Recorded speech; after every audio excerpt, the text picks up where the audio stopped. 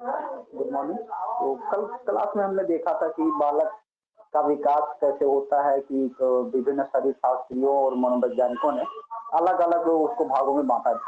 बाल विकास को विभिन्न विभिन्न अवस्थाओं में बांटा है।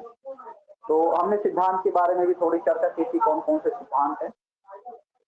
तो अगर सिद्धांत की बात करें तो मस्तिष्काभिमुखी सिद्धांत था, परस्पर संबंध का सिद्धांत थॉर्नडाइक ने दिया था, सामान्य प्रतिमान का सिद्धांत था, ये हरलाक महोदय ने कहा था, सामान्य से विशिष्ट का सिद्धांत चक्राकार या वर्तुलाकार का सिद्धांत, सतत विकास या विकास क्रम का सिद्धांत, विकास की गति का सिद्धांत, और एक मनोसामाजिक सिद्धांत है जो कि एरिक्सन ने दिया था।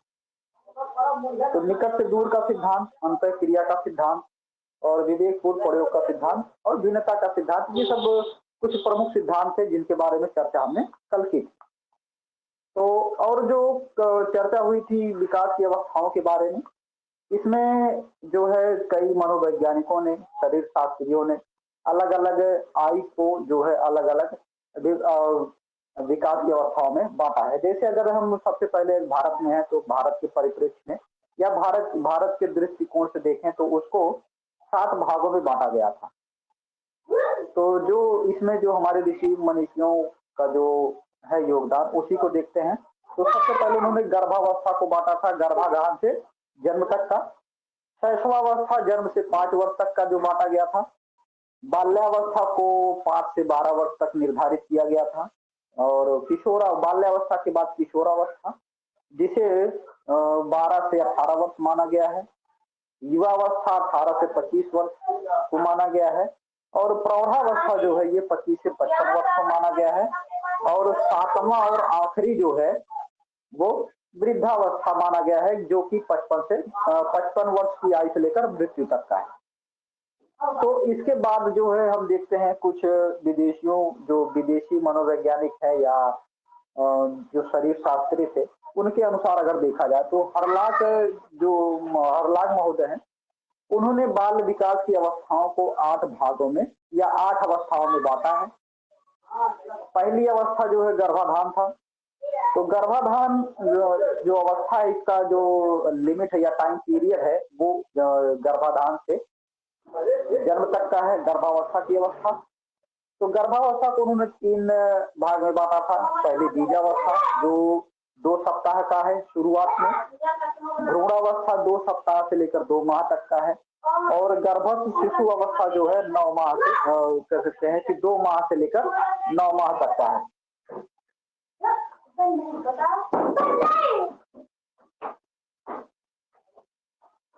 तो अब इसके आगे देखते हैं कि उन्होंने जो शैशवावस्था को बांटा था जन्म से 14 दिन। शैशवावस्था जन्म से 14 दिन, अर्थात जो शुरू में 2 सप्ताह का दिन है वो शैशवावस्था को के नाम के आधार पर रखा था। जो बचपनावस्था है हरलाक के अनुसार वो 2 सप्ताह से लेकर 2 वर्ष तक का था। और पूर्व बाल्यावस्था, इसकी जो आयु निर्धारित किया था 3 से 6 वर्ष तक का। जो उत्तर बाल्यावस्था है इसे 7 वर्ष से लेकर 12 वर्ष तक माना था, या 12 या 14 दोनों में से कहीं कुछ भी मिल सकता है। और उत्तर बाल्यावस्था के लिए तो 7 से 12 या 14 वर्ष। वयः संधि या पूर्व किशोरावस्था, इसकी जो आयु है वो 11 से 17 वर्ष मानी गई थी। किशोरावस्था को हरलाक ने 17 से 21 वर्ष तक का जो बांटा है। और जो 8वां इनका है वो प्रौढ़ावस्था है, 21 से 40 वर्ष तक। इसके बाद जो कॉलिसनिक है, इनके अनुसार भी 8 भागों में बांटा गया है। पहला पूर्व जन्म काल या प्री नटल पीरियड जिसे बोलते हैं, ये गर्भावस्था से जन्म तक का माना है। नवशैशवावस्था जन्म से 3 से 4 सप्ताह। आरंभिक शैशवावस्था को इन 3 में बांटा है। जैसे अगर हम बात करते हैं कोलिसनिक, इनके अनुसार जो बाल विकास की अवस्थाएं हैं वो 4 हैं। पहला पूर्व जन्म काल, दूसरा है शैशवावस्था,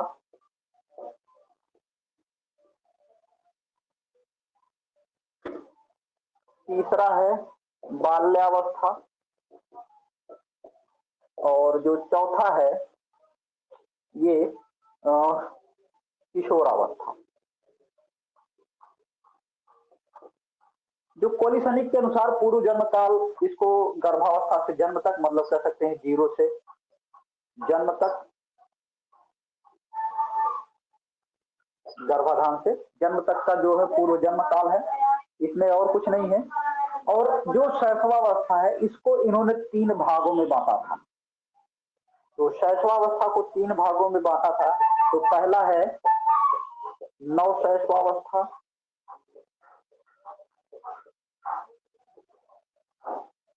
आरंभिक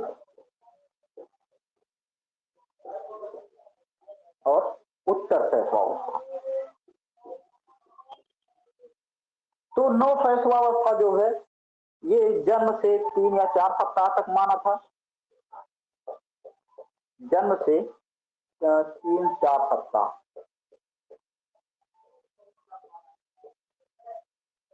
और जो आरंभिक शैशवावस्था है इसको इन्होंने 1 माह से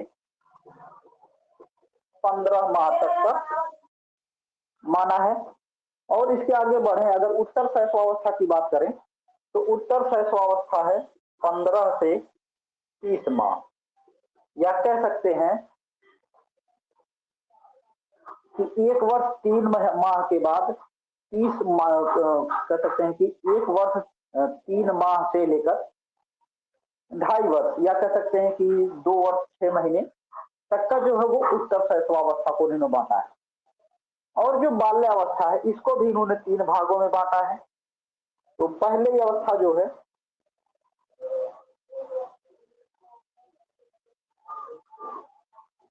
पहली अवस्था है पूर्व बाल्यावस्था,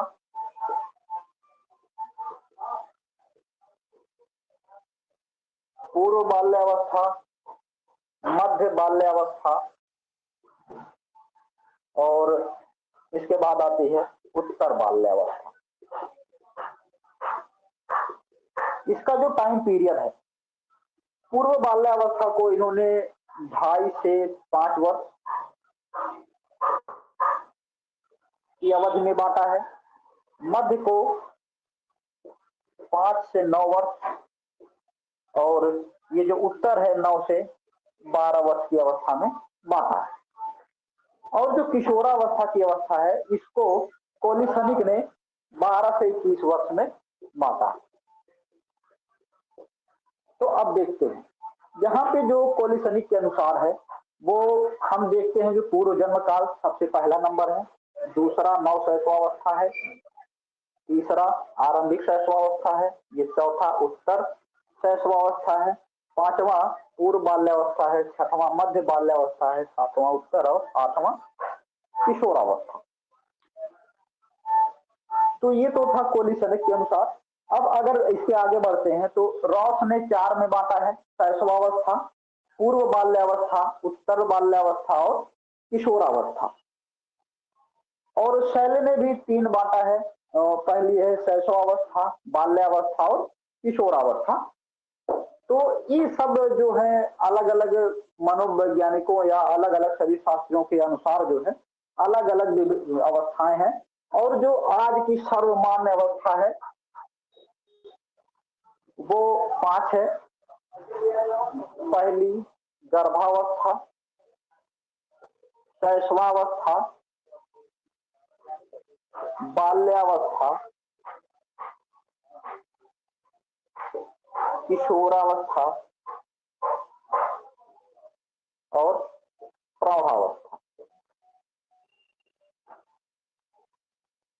और जो हमें बाल विकास में पढ़ना है वो हमें केवल इन तीनों को पढ़ना है, और इन दोनों के बारे में हमें पढ़ना नहीं है। ये गर्भावस्था का विकास 3 तरीके से होता है। पहले कह सकते हैं कि बीजारोपण होता है, उसके बाद भ्रूण रहता है लगभग 2 महीने, और उसके बाद जो है गर्भस्थ शिशु अवस्था आती है। तो हमें इन बारे में चर्चा नहीं करनी है, हमें चर्चा करनी है शैशवावस्था, बाल्यावस्था और किशोरावस्था। इसमें जो ये 4 हैं गर्भावस्था को छोड़ दिया जाए, तो ये जो संशोधन करने के बाद जो सर्वमान्य विचारधारा है, इसमें संशोधन के बाद जो कुछ भी मिला था सर्वमान्य विचारधारा में, ये शैशवावस्था, बाल्यावस्था, किशोरावस्था और प्रौढ़ावस्था, ये अर्नेस्ट जोन्स के अनुसार है।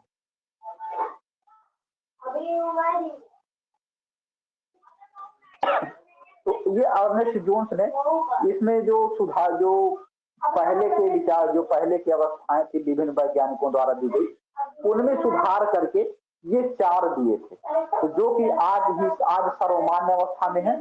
तो हम इन्हीं चारों में से इन 3 पर चर्चा करेंगे, शैशवावस्था, बाल्यावस्था और किशोरावस्था, क्योंकि इन्हीं तीनों काल में जो बाल विकास होता है ये अपने सीमा में होता है।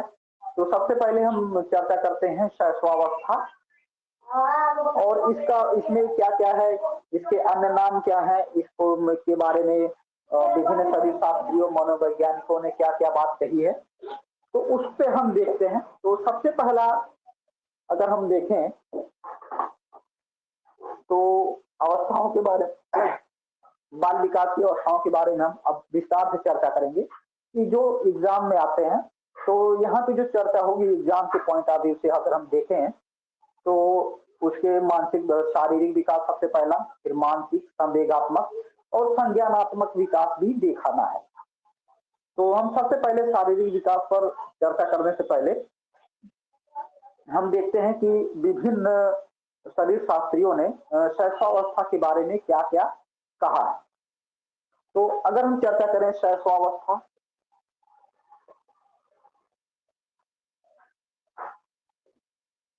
पहला जो अवस्था है या बाल विकास में जो हमें पढ़ना है, उसके लिए जो पहली अवस्था है शैशवावस्था है। इसे जो है जीवन का प्रथम एवं सबसे महत्वपूर्ण अवस्था माना गया है। ऐसा इसलिए माना गया है क्योंकि इसी समय जो बालक होता है उसके मानसिक विकास नहीं हुआ रहता है, शारीरिक विकास भी कुछ नहीं हुआ रहता है, जो गर्भ में हुआ रहता है बस वही शारीरिक विकास रहता है। तो जो बालक है उसके विकास में सबसे महत्वपूर्ण योगदान इन्हीं जो है 6 वर्षों का होता है। शैशवावस्था 0 से 6 वर्ष तक मानी जाती है, 5 या 6 दोनों मिल सकते हैं। तो हम इसकी विशेषताओं के बारे में देखेंगे और मनोवैज्ञानिकों के कथन के बारे में देखेंगे और जो उपनाम दिए गए हैं उसको देखेंगे। उसके बाद हम शारीरिक, मानसिक आदि विकास जो है विकास है उसको देखते हैं। तो हम देखते हैं कि शैशवावस्था में जो बालक होता है जन्म लेते समय सबसे पहले रोना शुरू करता है या उसको भूख लगती है, तो कह सकते हैं कि उसका जो संवेग होता है, जो उसका इमोशन होता है वो उत्तेजना का होता है। तो अगर हम यहाँ से विस्तार से देखना चाहें तो जीवन की प्रथम एवं महत्वपूर्ण अवस्था, जीवन की प्रथम एवं सबसे महत्वपूर्ण अवस्था,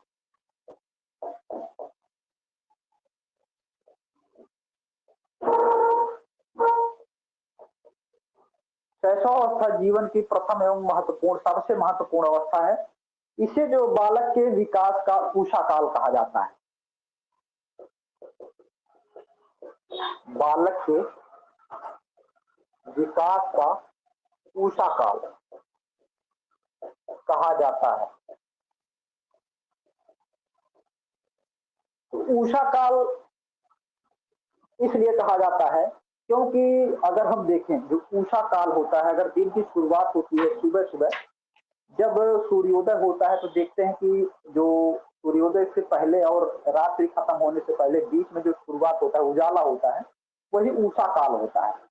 तो जो बालक होता है ठीक वही जन्म के तुरंत बाद और जीवन की शुरुआत होने के पहले का जो उसका जो शुरुआती चरण होता है, इसलिए उसको ऊषा काल कहा गया है। तो बालक जो होता है वो कह सकते हैं कि जो प्राकृतिक शक्तियों उसके अंदर है उसको छोड़ के बाकी उसके पास ना तो कोई अपनी समझ होती है, ना कोई शारीरिक विकास होता है। और शारीरिक विकास कहने का मतलब यहाँ से जो गर्भ में हुआ है उसको नहीं लेते हैं।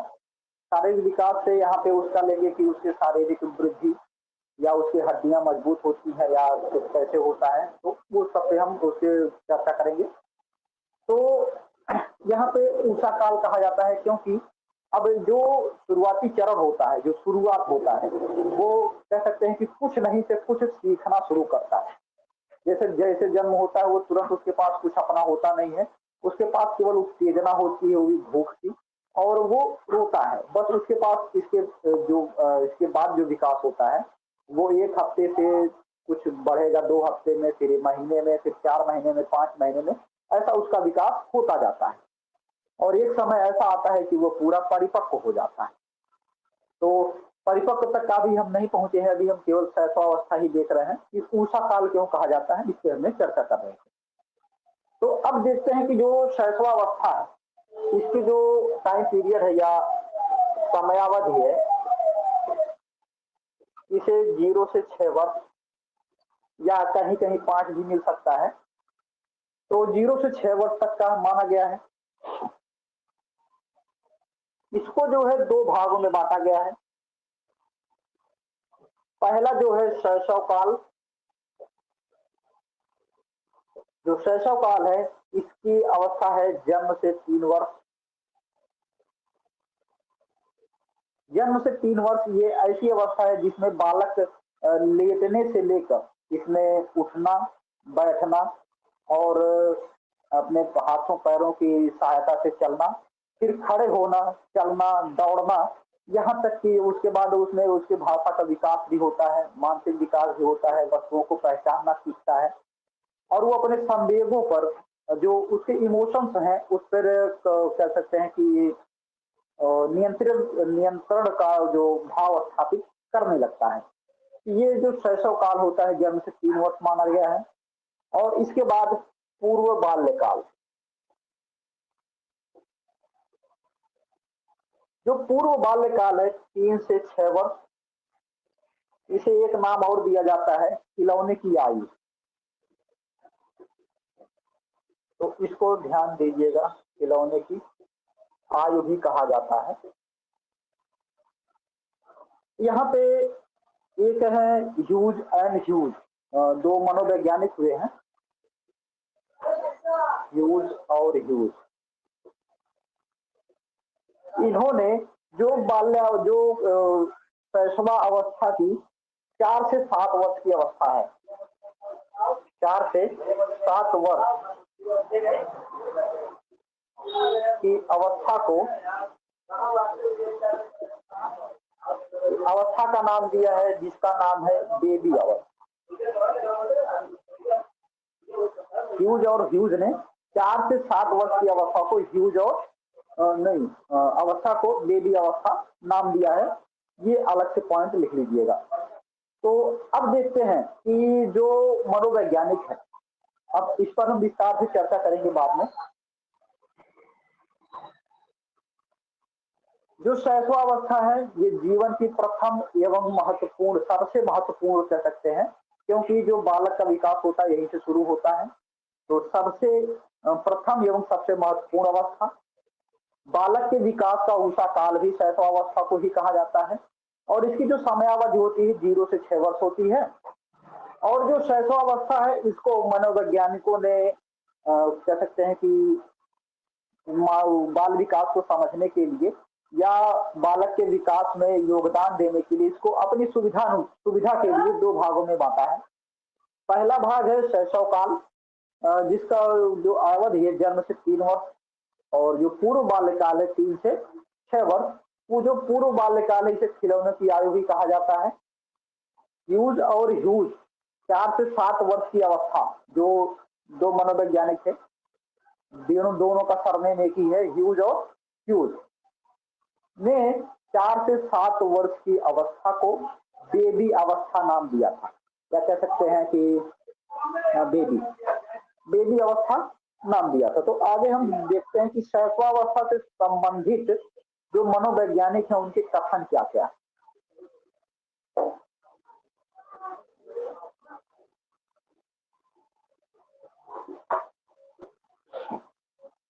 तो देखते हैं कि मनोवैज्ञानिकों के कथन।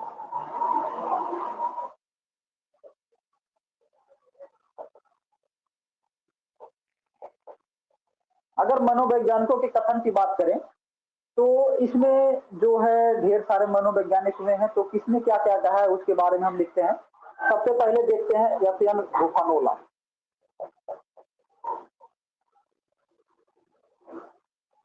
एफएम बुफानोला ने क्या कहा है, तो अगर इसके बारे में हम देखें तो इन्होंने कहा है कि 2 से 6 वर्ष के बच्चे, 2 से 6 वर्ष के बच्चे लकड़ी के टुकड़ों से कुछ रचनाएं कर लेते हैं। अब देखते होंगे कि जो छोटे बच्चे होते हैं, अगर मान लीजिए कहीं पर भी पत्थर के टुकड़े छोटे छोटे हों, तो वो दूसरे जगह वहां पे खेल रहे हो तो वहां से उठा के लाके आपको देते रहते हैं बारी बारी से। जब वहां पे काम खत्म हो जाता है तो फिर से वही आपके पास जो पत्थर ले आके रखे रहते हैं, वही फिर से दूसरी जगह या जहां से ले आके लाए ला के आपके पास दिए रहते हैं, वहीं फिर से ले जाके वापस रखने लगते हैं बारी बारी से। तो ऐसे ही अगर लकड़ी या ढेर सारे उनके पास अगर खिलौने कुछ वस्तुएं रख दी जाए जिसको वो जोड़ जोड़ के कुछ न कुछ बना ही लेते हैं, वो अपनी भाषा में या अपने लिए कुछ न कुछ तैयार कर लेते हैं। तो उसी को या फिर गुफानोला ने कहा है कि 2 से 6 वर्ष के बच्चे, 6 वर्ष के बच्चे लकड़ी के टुकड़ों से, लकड़ी के टुकड़ों से कुछ रचनाएं कर लेते हैं, कुछ रचनाएं कर लेते हैं। अब यहाँ से अगर उनको छोटे छोटे टुकड़े लकड़ी के दे दिए जाते हैं तो वो देखते हैं कि एक इधर से टेढ़ा करके उधर से टेढ़ा करके आपस में जोड़ के उनको बनाते हैं, कुछ न कुछ अपनी आकृतियां उसको बनाते हैं। तो अगर देखते हैं, अब इसके आगे हम बढ़े तो फ्रायड, सिगमंड फ्रायड,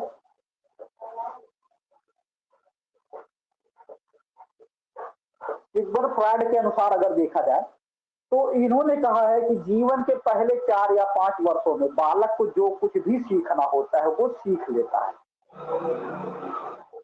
4 से 5 वर्ष में ऐसा इसलिए कहा है क्योंकि बालक मन जो है वो कोरा कागज की तरह होता है।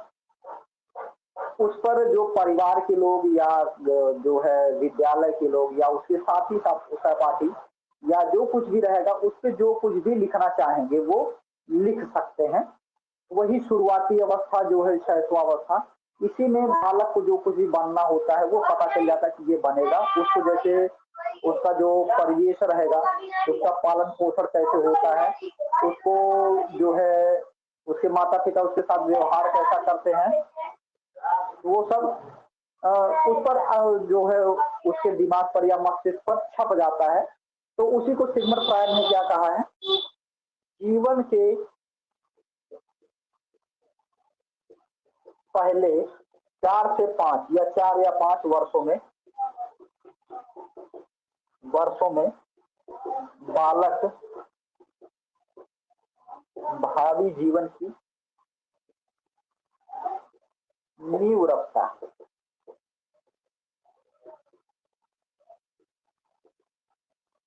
उसी को सिगमंड फ्रायड ने कुछ ऐसे परिभाषित किया है कि जीवन के पहले 4-5 वर्षों में बालक भावी जीवन की नींव रखता है। कोई भी बालक हो उसका जो कह सकते हैं कि वो कैसा बनेगा आगे चल के, वो इसी पर डिपेंड करता है कि वो पहले 4 या 5 सालों में कैसा है। अगर वो नक्सर स्वभाव का है तो उसका जो बुद्धिमान होगा थोड़ा सा, अगर वो शांत स्वभाव का है तो वो हो भी सकता है और नहीं भी हो सकता है, वो डिपेंड करता है उसके परिवेश पर। क्योंकि कुछ बच्चे बहुत शरारती होते हैं, कुछ एकदम सुस्त होते हैं, कुछ शरारती और सुस्त के बीच का होते हैं। तो वो सबका जो मानसिक विकास होता है, शारीरिक विकास होता है, वो थोड़ा सा अलग अलग होता है। तो अब आगे देख सकते हैं कि क्रो एंड क्रो, इन दोनों ने क्या कहा है। इन दोनों ने कहा है कि 5 वर्ष की अवस्था, 5 वर्ष की अवस्था है, 0 से 5 वर्ष की अवस्था है, ये शरीर और मन या कह सकते हैं शारीरिक और मानसिक विकास के लिए बहुत ही प्रभावशाली होती है। ऐसा इसलिए कहा है, या प्रभावशाली या फिर ग्रहणशील भी कह सकते हैं। तो इसको देखते हैं कि कैसे परिभाषित किया है। 5 वर्ष की अवस्था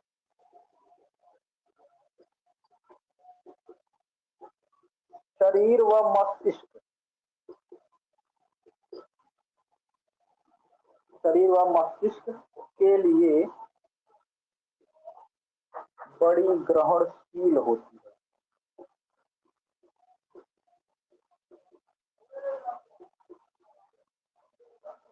ऐसा इसलिए कहा गया है क्योंकि इस समय जो बालक का विकास होता है, जो शारीरिक विकास होता है, मानसिक विकास होता है, ये बहुत तेजी से होता है।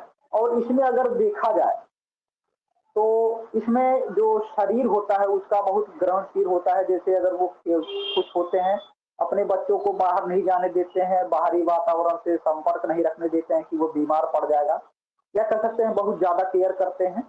और अगर ऐसा देखा गया है कि अगर आपने देखा होगा कि अगर बालक जो कहीं दूर किसी घर में साफ सुथरी जगह पलता है और एक बालक होता है जो सड़कों पर रहता है, तो दोनों के स्वास्थ्य में बहुत अंतर होता है। जो सड़कों पर शहर जो लड़का रह रहा है या जो बालक है, वो बहुत कम बीमार पड़ता है उनकी अपेक्षा जो बहुत बड़े घरों में रहते हैं।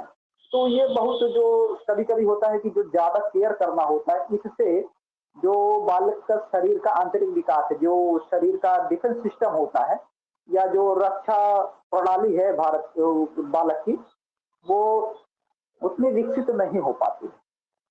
तो जो मस्तिष्क होता है, अगर वो कोई बाल अगर मस्तिष्क के जो अगर विकास की बात करें तो उसमें भी हम देखते हैं कि जो बालक है, अगर वो अन्य लोगों से क्रियाकलाप नहीं कर पाता है या अन्य लोगों से नहीं मिल पाता है, अगर कई बालकों से मिलता जुलता नहीं है, बातचीत नहीं करता, अपने अकेले खेलता रहता है, तो उसका जो मानसिक विकास भी प्रभावित हो जाता है।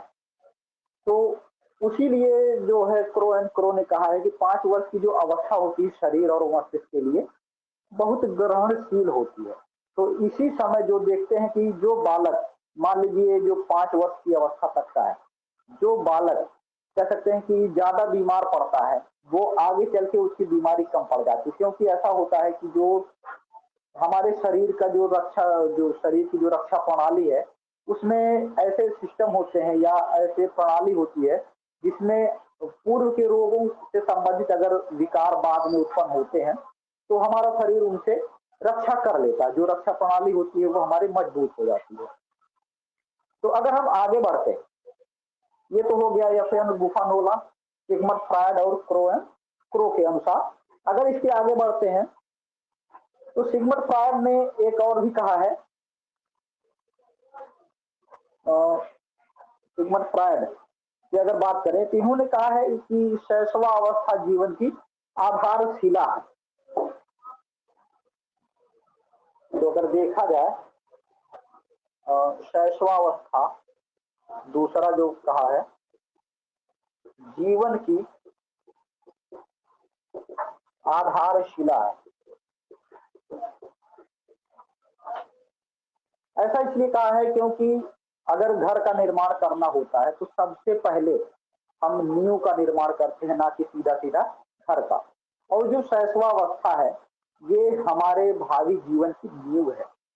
तो ये इसी जो 4 से 5 वर्षों में जो हमारा विकास होना होता है, जितने मजबूत तरीके से होता है, और आगे के आने वाले समय में हमारा जो व्यक्तित्व विकास है, शारीरिक और मानसिक विकास, ये उसी पर आधारित होता है कि हम पहले 5 वर्षों या 6 वर्षों में किस प्रकार से हमारा विकास हुआ है, हमें कैसे समाज मिले थे, कैसे माता पिता मिले थे, हमारी देखभाल किस तरीके से हुई है, वो उस पर डिपेंड करता है। तो अब देखते हैं, अगर आगे बढ़े तो वैलेंटाइन ने क्या कहा है। वैलेंटाइन ने कहा है कि शैशवावस्था सीखने का आदर्श काल है। अगर अगले मनोवैज्ञानिक की बात करें, वैलेंटाइन ने क्या कहा है,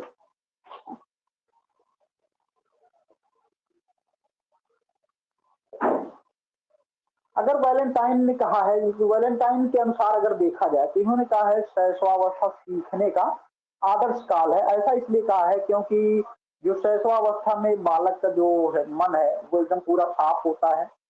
तो हम अगर हमें सफेद कागज या कोरा कागज दिया जाता है तो उससे हम कुछ भी लिख सकते हैं, बना सकते हैं, या अपने मन मुताबिक उसको डिजाइन कर सकते हैं।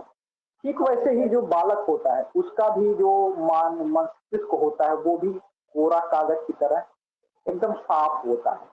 तो उस पर हम डिपेंड करता है वो उस पर हम क्या लिखना चाहते हैं। अगर हम अच्छी बातें लिखना चाहते हैं तो वो अच्छा बनेगा, और अगर उसको बुरा काम सिखाना चाहते तो बुरा ही बनेगा। क्योंकि रूसो ने कहा है कि एक बालक हमें दो, और जैसा तुम बोलोगे मैं उसको वैसा बना के तुम्हें वापस कर दूंगा। तो ऐसा इसीलिए कहा है क्योंकि उसके पास कुछ अपना दिमाग होता नहीं है, वो धीरे धीरे सीखता है, उसको जो सिखाओगे वो उसी दिशा में उसका विकास होता है। तो वैलेंटाइन ने कहा है कि शैशवावस्था सीखने का आदर्श काल है। शैशवावस्था सीखने का आदर्श काल है।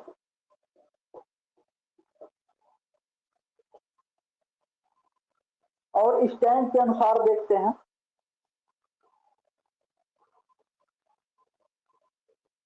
स्टैंग ने कहा है कि जीवन के प्रथम 2 वर्षों में, जीवन के प्रथम 2 वर्षों में जो बालक होता है अपने भावी जीवन का शिलान्यास करता है, या कह सकते हैं कि आधारशिला बना लेता है। शिलान्यास करने का मतलब होता है कि उद्घाटन करना, या उसको इस तरीके से समझ सकते हैं कि उद्घाटन किया गया। तो बालक अपने जीवन का जो वो होता है कि कैसा बनना है उसको, वो पहले ही 2 वर्षों में वो सीख लेता है। कह सकते हैं कि जीवन के प्रथम 2 वर्षों में बालक अपने भावी जीवन का शिलान्यास कर लेता है।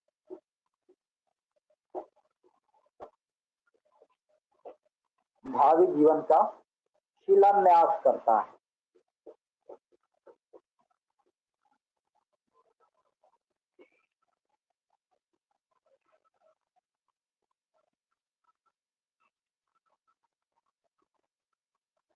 अब अगर आगे बढ़े तो अगला नाम आता है गुड एनफ का।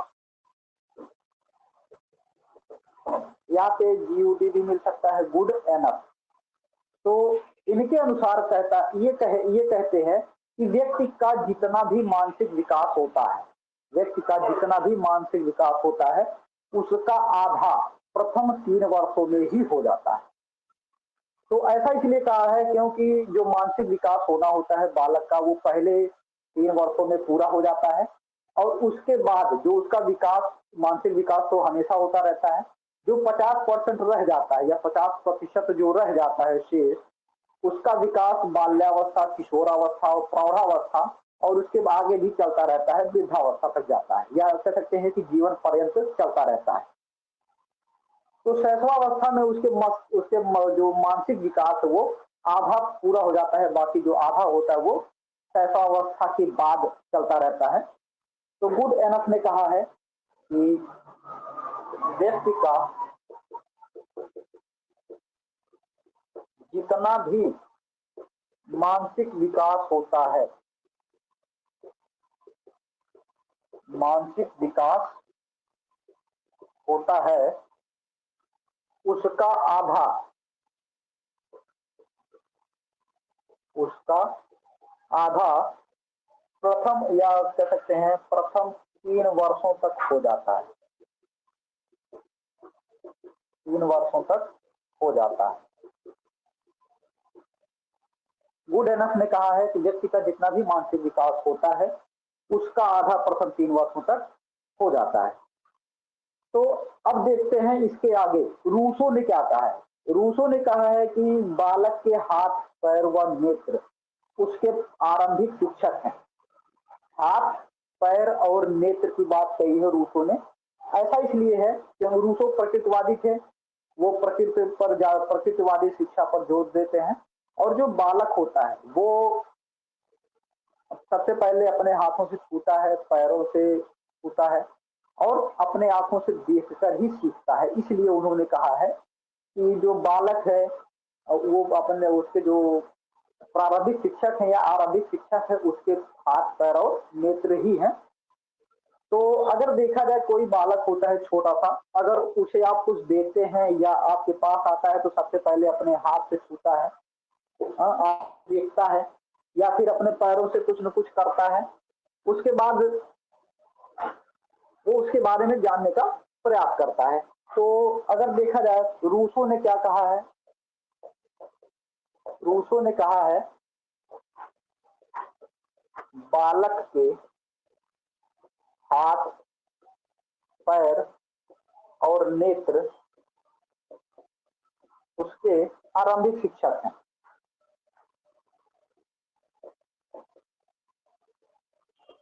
उसके आरंभिक शिक्षक हैं।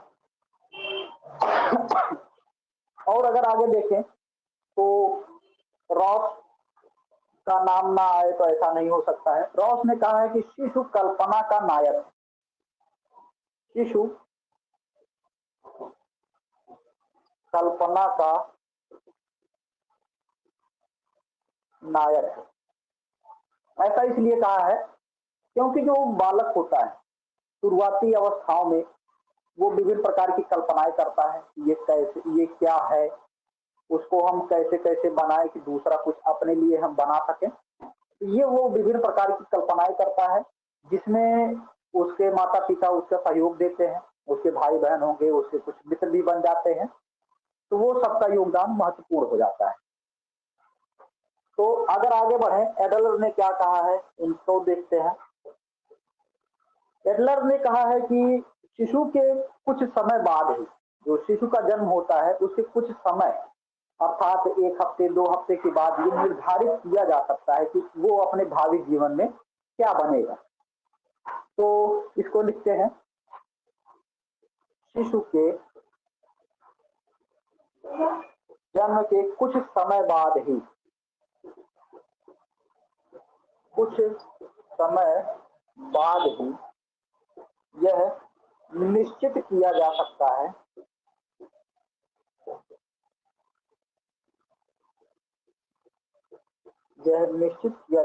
है कि भविष्य में उसका स्थान क्या होगा।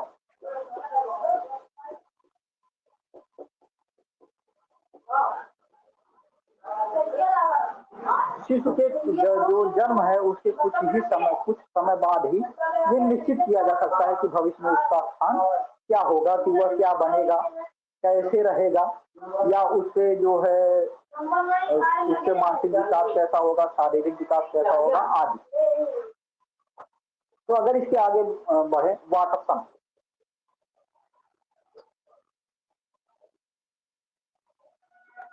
अब यहाँ पे वाटसन के ने कहा है कि जो शैशवावस्था है इसमें जो बालक होता है उसके सीखने की सीमा या सीखने की तीव्रता अगर बात की जाए तो वो कितनी जल्दी सीखता है, कितना तेज सीखता है, उसकी बात की जाए तो वो किसी भी जो अवस्था है जैसे बाल्यावस्था, किशोरावस्था, प्रौढ़ावस्था, वृद्धावस्था, किसी भी अवस्था से सबसे ज्यादा होता है। तो क्यों क्यों ज्यादा होता है? क्योंकि उसके अंदर जिज्ञासा की प्रवृत्ति होती है, ये क्यों हुआ, कैसे हुआ, क्या हो रहा है, वो सीखने का प्रयास करता है। और वो अपने शैशव काल में या शैशवावस्था में ही 5 या 6 वर्षों में अपने मस्तिष्क को इतना विकसित कर लेता है कि वो 50% या जो अपने जिसका जितना विकास उसका होना होता है वो उसका आधा इन्हीं 5 या 6 वर्षों में पूरा हो जाता है। तो जिज्ञासा की प्रवृत्ति के कारण वो ढेर सारा सीखता है। तो इसलिए वाटसन ने कहा है कि शैशवावस्था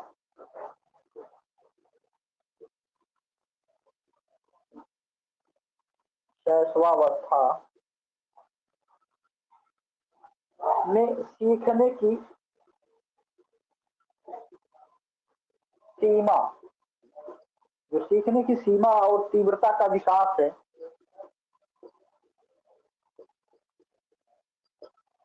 सीखने की सीमा और तीव्रता का विकास किसी विकास की ओर, तीव्रता का विकास किसी और, या कह सकते हैं सीखने की सीमा और तीव्रता का विकास किसी और अवस्था से सर्वाधिक होती है।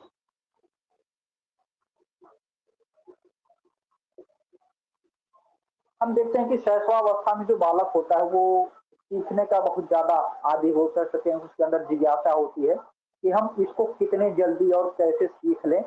और वो कह सकते हैं कि अपने माता पिता का, अपने भाई बहन का या अपने दोस्तों का अनुकरण करता है, या अनुकरण करके सीखता है वो ये काम कैसे कर रहे हैं, हम भी कर लें। तो अगला नाम आता है इसमें न्यूमैन का। तो न्यूमैन ने कहा है कि 5 वर्ष तक की जो अवस्था होती है, 5 वर्ष की जो अवस्था होती है वो शरीर और मस्तिष्क के लिए ग्रहणशील रहती है।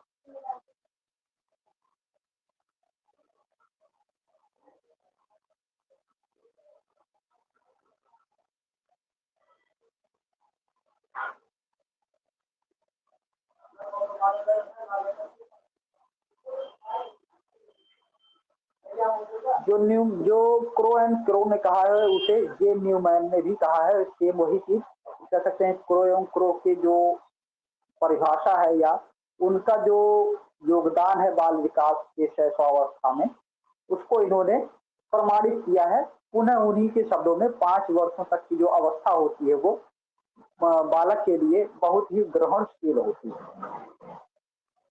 तो अब हम इसके बाद देखते हैं कि जो इसके अन्य नाम है, इसको अन्य नाम में क्या क्या नाम दिया गया है। जो अन्य अदर नेम आते हैं, या अपर नाम या अन्य नाम, दोनों नाम से भी मिल सकता है।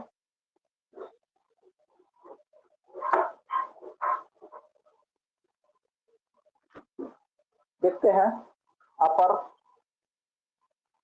या अन्य नाम। शैशवावस्था के लिख लेते हैं पूरा। शैशवावस्था के अपर या अन्य नाम की अगर हम बात करते हैं तो इसे जो है जीवन का सबसे महत्वपूर्ण काल, जीवन का सबसे महत्वपूर्ण काल, हम इस पर चर्चा कर चुके हैं कि क्यों कहा गया है जीवन का सबसे महत्वपूर्ण काल, भावी जीवन की आधारशिला।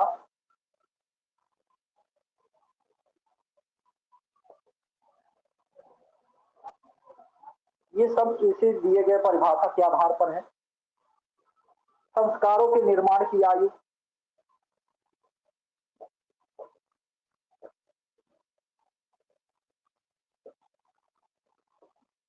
अब यहाँ पे थोड़ी सी चर्चा कर लेते हैं संस्कारों के निर्माण की आयु पर, क्योंकि इस पर चर्चा हम नहीं किए।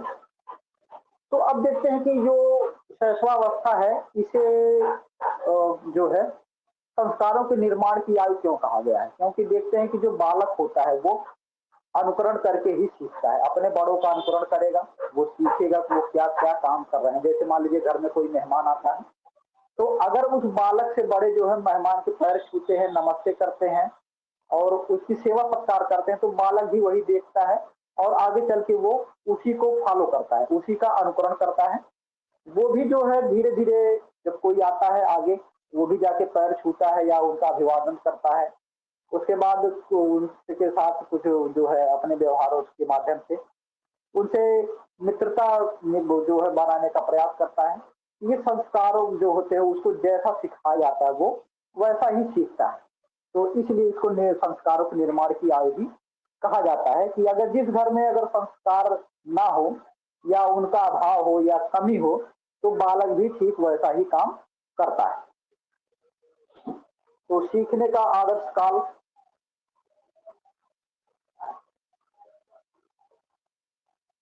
सीखने का आदर्श काल कहा गया है, इस पर भी चर्चा की हमने। खिलौने की आयु कहा जाता है।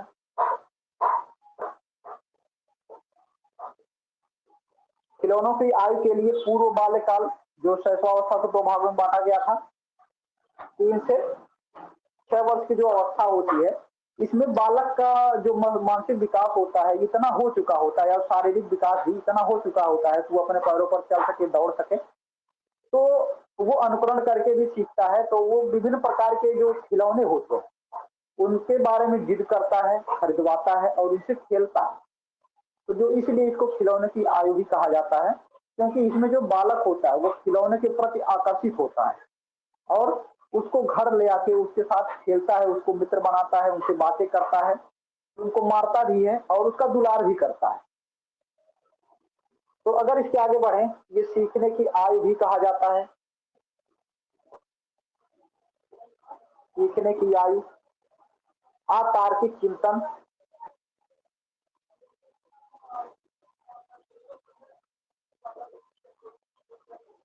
अगर बात करें अतार्किक चिंतन की, तो इसलिए इसको कहा जाता है कि वो चिंतन तो करता है लेकिन उसका चिंतन अतार्किक होता है, कोई तर्क ना हो। जैसे वो अपनी कहानियां सुनाता है, कहानियां सुनना पसंद करता है, तो उसमें कोई तर्क ना हो, कोई भी कहानी सुनाने लगता है। जैसे कोई जो उसके साथ जो कुछ भी हुआ रहता है वो ही बताने लगता है, कहानी सुना रहे हैं। और कोई भी अगर वो सुना रहे हैं उसको, वो भी कहानी ही समझ लेता है। और जो चिंतन करता है या जो कुछ भी बातें करता है, वो क्या कहते हैं, सोच समझ कर नहीं करता है, उसके में कोई तर्क नहीं होता, वो सीधा सीधा जो कहना होता है वो कह देता है, या तो सही हो या फिर गलत हो। तो उसमें तर्क करने की क्षमता नहीं होती है, तो इसलिए वो तर्क नहीं करता है या सोचता नहीं है, उसका जो चिंतन होता है अतार्किक हो जाता है। इसलिए इसको अतार्किक चिंतन की आयु कहा जाता है। और अगला देखते हैं, प्रिय लगने की अवस्था।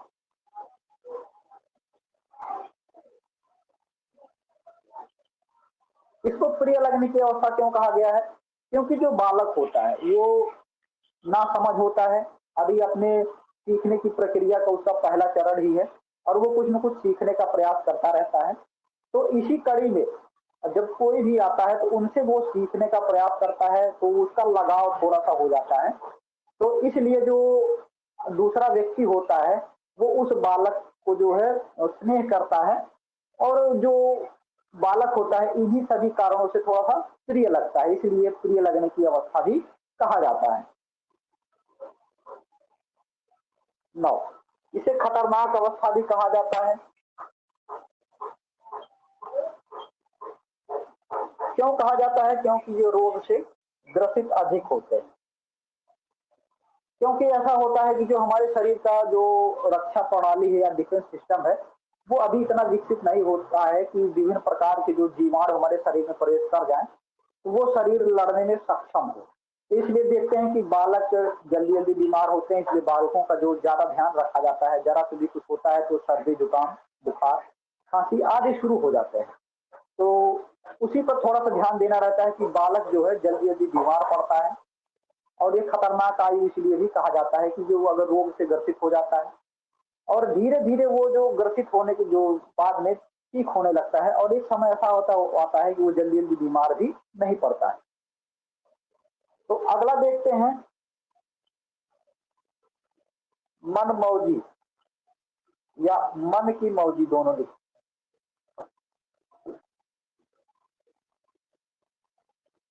मन की मौजी में विचरण की अवस्था।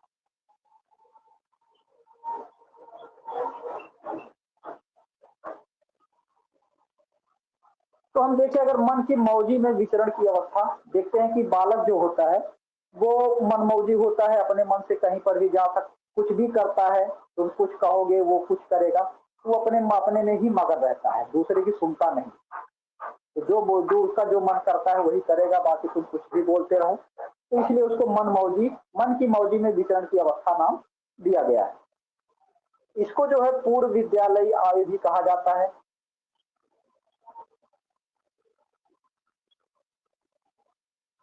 इस आयु में जो शैशवावस्था काल है, इसमें तो बालक विद्यालय जाना तो शुरू तो करता नहीं है, लेकिन तो जो उसके क्रियाकलाप होते जैसे अक्षरों का ज्ञान होना, गिनती करना आदि, वो इस समय सीख लेता है। लेकिन विद्यालय जाने से पहले लिखना भले ना जान पाए, लेकिन वो गिनती करना और जो है भाषा का विकास उसके अंदर थोड़ा सा हो जाता है कि बोलना कैसे है, क्या बोलना है। और कह सकते हैं कि वो गिनती भी कुछ हद तक गिनता है, पहचानना भले ना जाने लेकिन गिनता है। तो वो जो ये सब जो होता है वो खेल खेल में सीखता है, अनुकरण करके सीखता है, आदि तरीकों से वो सीखता है। तो ये हो गए इसके अन्य नाम। और भी अगर कुछ नाम हमें आगे मिलेंगे तो उस पर भी हम यहाँ पे वो ऐड करा देंगे, तो थोड़ी सी जगह छोड़ दीजिएगा। तो अब देखते हैं कि अगर इसके आगे हम बात करें, इस अवस्था की विशेषताएं क्या क्या है, क्योंकि कभी कभी विशेषताओं के बारे में भी पूछ लेता है। तो अगर हम बात करें विशेषताओं के बारे में,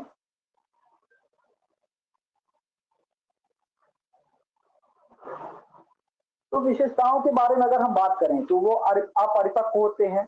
जैसे कुछ उनको जो मानसिक शारीरिक विकास होता है वो आधा अधूरा ही रहता है, इसलिए अपरिपक्वता पहला कह सकते हैं विशेषता है। अपरिपक्वता। और उसके आगे हम देखते हैं कि उनके अंदर जो जिज्ञासा की प्रवृत्ति होती है, सीखने की प्रवृत्ति, वो अनुकरण करके सीखते हैं और खेल खेल में सीखते हैं। तो जो जिज्ञासा की प्रवृत्ति होती है उसमें बहुत ज्यादा प्रभावी होती है जिज्ञासा की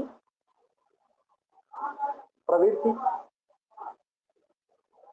और इसके आगे बढ़ के देखते हैं सीमित मात्रा में कल्पना, जो कल्पनाएं करते हैं उनकी मात्रा सीमित होती है।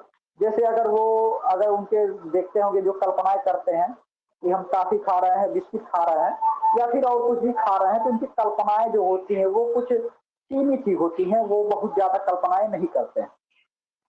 तो सीमित मात्रा में कल्पना करते हैं।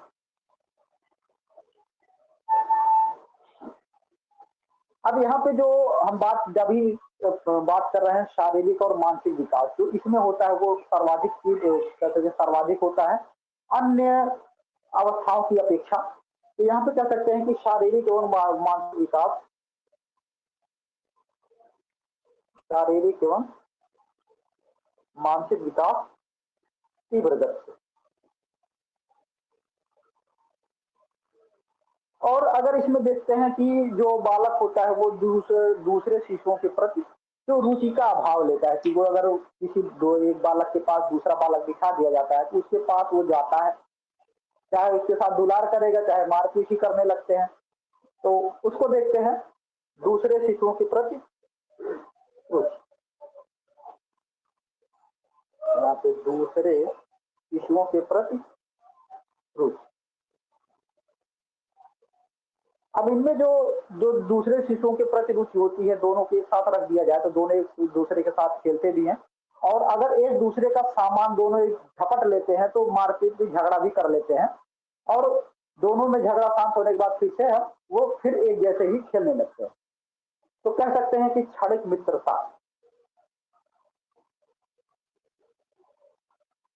आज देखते होंगे कि बालक जो होता है आज एक दूसरे से झगड़ा करते हैं, लड़ाई करते हैं, फिर दूसरे दिन ही वो उन्हीं से के साथ ही फिर से मिलकर खेलने लगते हैं।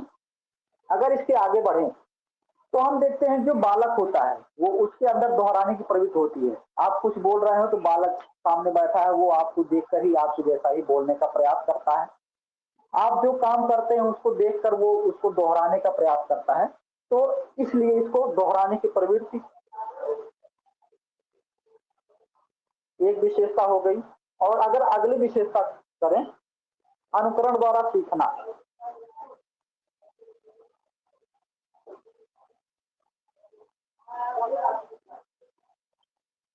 जो दोहराने की प्रवृत्ति होती है और अनुकरण द्वारा सीखना, ये थोड़ा सा अंतर होता है इसमें।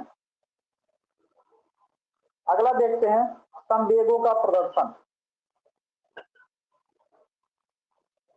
जो शैशवावस्था होता है इसमें वो अपने संवेगों का जो प्रदर्शन सर्वाधिक करते हैं। उनके जो संवेग होते हैं शैशवावस्था में भय, क्रोध और प्रेम, ये तीन जो होते हैं सर्वाधिक होते हैं, बाकी सब कम होते हैं। तो अगर बात किया जाए तो संवेगों का प्रदर्शन जो है वो करते हैं कि देखते हैं कि जल्दी से किसी से डरते भी हैं, और प्रेम भी बहुत ज्यादा करते हैं, और गुस्सा भी बहुत जल्दी करते हैं। तो ये तीनों बहुत ही हावी होते हैं।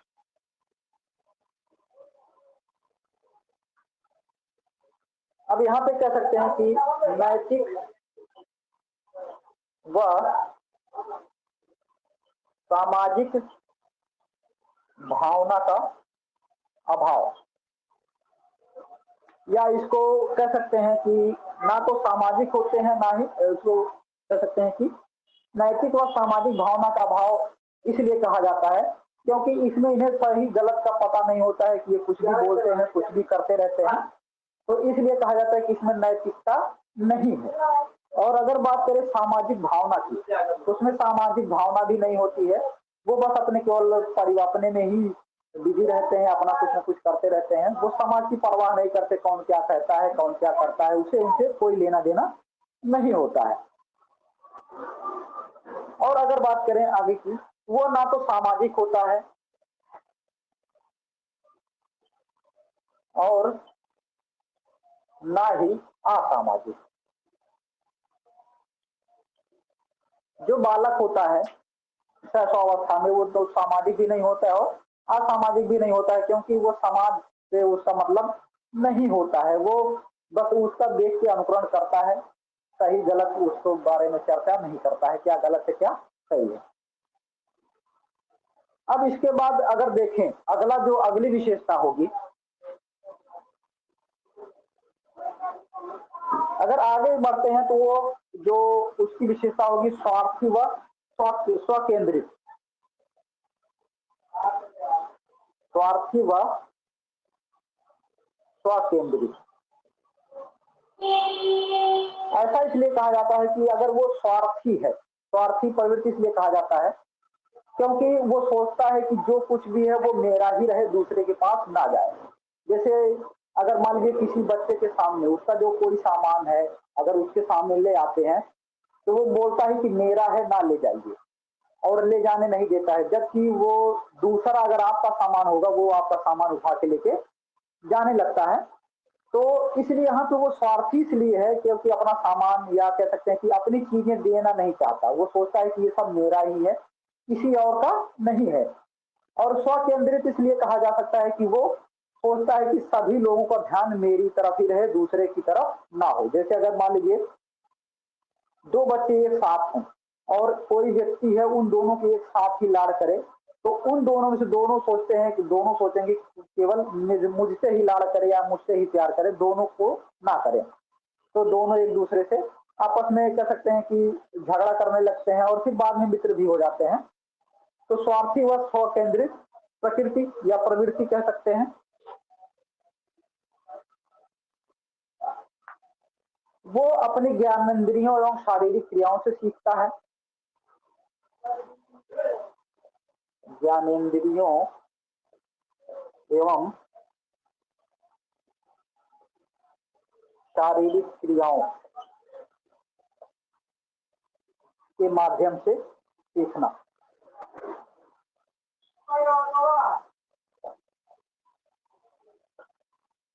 ज्ञानेंद्रियों एवं शारीरिक क्रियाओं के माध्यम से सीखता है। कहानियां सुनाता है और सुनना भी पसंद करता है। कहानियां सुनना एवं सुनाना, इस अवस्था में वह कहानियां सुनना जो बहुत ज्यादा पसंद करता है। बोलता है कि दादी कहानी सुनाओ, मम्मी कहानी सुनाओ, या भैया कहानी सुनाओ, कुछ भी कहानी सुनाने के लिए बोलता है। और वो कुछ चीजों को अपनी भाषा में व्यक्त करके कहानियां सुनाता है। तो अगर आगे बढ़े तो जो 2 वर्ष की आयु है वो मूलभूत विसर्जन के संकेत देते हैं। जो 4 वर्ष की आयु तक का है, मलमूत्र विसर्जन पर नियंत्रण कर लेते हैं। और जो है इसके आगे बढ़ते हैं, सुनना, बोलना, पढ़ना और लिखना।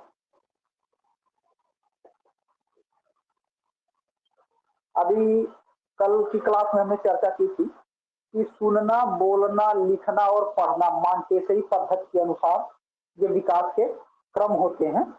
लेकिन जो सर्वमान्य है, मांटेसरी पद्धति को छोड़ दिया जाए तो सबने पहले सुनना, बालक पहले सुनते हैं, फिर सुनकर उसको बोलने का प्रयास करते हैं, फिर पढ़ने का प्रयास करते हैं और उसके बाद लिखते हैं। तो इसका जो क्रम होता है यल, यस, आर, डब्ल्यू, ये एग्जाम में पूछा जाता है कि कौन सा क्रम है। अगर मांटेसरी आता है तो ये डब्ल्यू आर हो जाता है। बाकी अगर मांटेसरी पद्धति नहीं है तो आर डब्ल्यू ही रहता है, यल, एस, आर, डब्ल्यू। यल से हो गया listening, speaking, reading and writing. यही चीज है सुनना, बोलना, पढ़ना, लिखना आदि भाषाई कौशलों की आधारभूत समझ। आदि भाषाई कौशलों की आधारभूत समझ।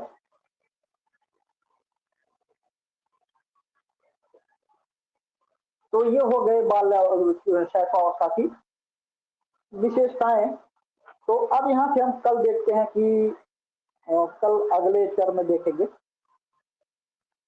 कि उसका शारीरिक विकास, मानसिक विकास और संवेगात्मक विकास किस तरीके से होता है और कैसे कैसे होता है। तो मिलते हैं अगली क्लास में।